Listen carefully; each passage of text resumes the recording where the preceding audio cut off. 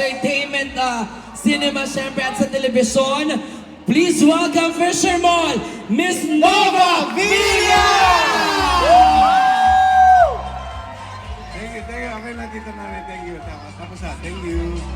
Hindi Hindi pa. pa. Hindi pa nagsasabi. Hindi pa nagsasalita si Tita Nanay eh. Magandang hapon sa inyong lahat.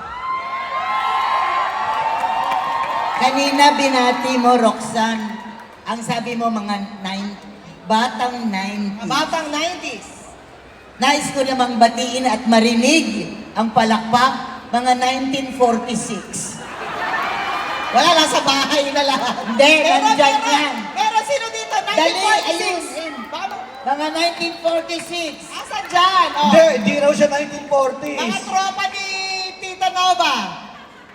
Binuking mo yung 1942 daw siya. Yes, Ay, mga 1950s. nanay. Ang mga fans ng Home Along the Riles, magmula pa nung umpisa.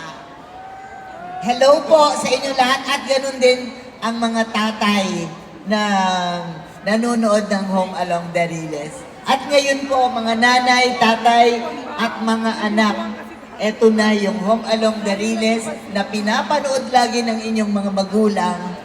At dito nakikita ninyo na kung anong klaseng show meron ang Home Along the Riles.